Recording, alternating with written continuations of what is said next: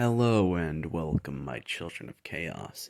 It is me, Silver Chaos, and I know I've been away for a quick minute, but I got this idea in my mind the other day, and it just won't leave.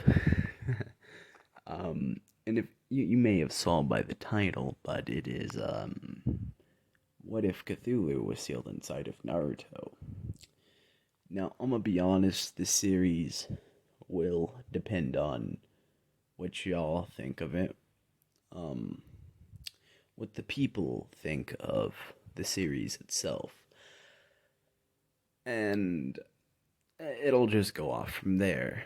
So if it's receiving great feedback, I'll continue it. But if it's receiving mediocre or little to none, then I'll make it like a short what if, like a 5-part what if at most, I guess. Well, with that out of the way, let's get on to the story of Naruto and the Eldritch Gods. I guess I should explain what the Eldritch Gods are from. Well, they're from H.P. Lovecraft, a horror fiction artist, and it's basically from the Cthulhu mythos. With that being said, now let's get into it. So, you may be asking, how might this go down? There aren't even Eldritch Gods in Naruto. That's, like, literally impossible. Well, I'm gonna make it possible. And how am I going to do that, you ask? Well, in a long, long time ago, like maybe thousands of years, I guess, there used to be an advanced civilization called the 1900s, And, yeah, one thing led to another, and somehow the world got set back to the Samurai Age and then the Otsutsuki clan, which have their roots with the Eldritch Gods. Well, yeah, they show up, and Kaguya and all that stuff goes down. Chakra's discovered, and it's spread about by Hagoromo, Like, the only thing we're changing is the Eldritch Gods are in there, the Otsutsuki are related to the Eldritch Gods. And, no, this is like thousands of years after the 1920s, which is around the time uh, the Cthulhu mythos started up. So, how how does this even go down? Well, Obito and Madara catch wind of a being called Cthulhu, an Eldritch god from the cult of Cthulhu, and they decide to look into it and find out, holy hell, that is a strong. That's just a fucking. That's a god, you know. And so, what do they decide to do? They decide to awaken it for their goal of eternal peace. And why is Zetsu stopping them? Well, honestly, if he can get Kage out, then he's fine with whatever. In my opinion, haha. This is mainly just for plot, so don't take anything I say to heart. Fiction, of course. And so, what happens after that? Well, they decide if they want to bring peace, they have to, in order to unleash their Moon's Eye plan, they're going to have to unleash Cthulhu and try to imprison him with their genjutsu, which wouldn't work. He's on a fucking other level. I'm pretty sure he just like break out of that. They would be driven mad just by looking at him. If you've read some of the Cthulhu mythos, but Yeah, in their delusion, they believe that first they have to release and awaken Cthulhu and imprison him with their Sharingan, and then they can carry on with their Moon's Eye plan any without any repercussion. Like they'll be completely protected by a literal god, and so they do exactly that. And when they're getting ready to do that, well, they're helping out the Cthulhu cult, and well, maybe some villages thought, hey, it's a good idea to send people to look into this cult and send spies in case some shit goes down. We don't need like another Joshin worshipping, cult or whatever. That'd be oh fucking p, and we don't need that. So they go and they send in spies, and then they catch word. Oh hey, Eldritch God going to be released can cause destruction to the whole world. And so what do they decide to do? Well, they decide to band together to try and, well, stop Cthulhu from waking up, or stop Madara from, completing his plan of waking up Cthulhu.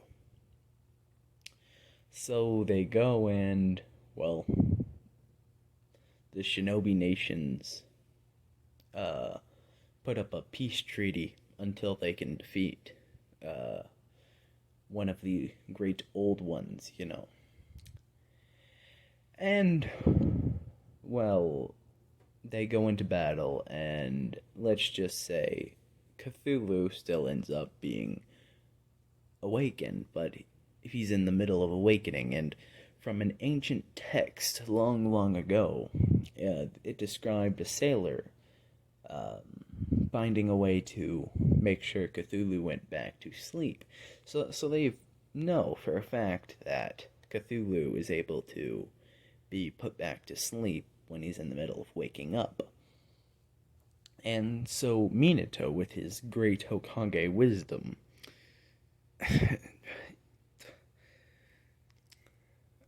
honestly, he's a fucking idiot, but with his great Hokage wisdom, he decides to summon the Shinigami, which for this what if, we are going to say he's maybe on par or almost on par with Cthulhu. And he asks the Shinigami, he's like, hey, seal Cthulhu into my son. And the Shinigami's like, alright. And so, yeah, Cthulhu's godly soul wouldn't be able to, merge with a mortal soul, so I guess, well, what would go down is he'd seal Cthulhu's soul where it wouldn't be able to touch Naruto's, and basically give him the added benefits, which for now won't be much, from being sealed with Cthulhu. And so what happens to Minato? He kicks the bucket, that goes as canon. But, well, Kushina's still alive, and she raises Naruto. Now, she's not going to become Hokage because she'd rather raise her son, in my most humble opinion. So maybe Hiruzen would still get the spot, or maybe Tsunade or Jiraiya would take it up. And honestly, I mean, it's really kind of hard to decide that, because, it's kind of hard. But I'm going to say, for the sake of this what if, Tsunade just doesn't give a fuck and decides to leave.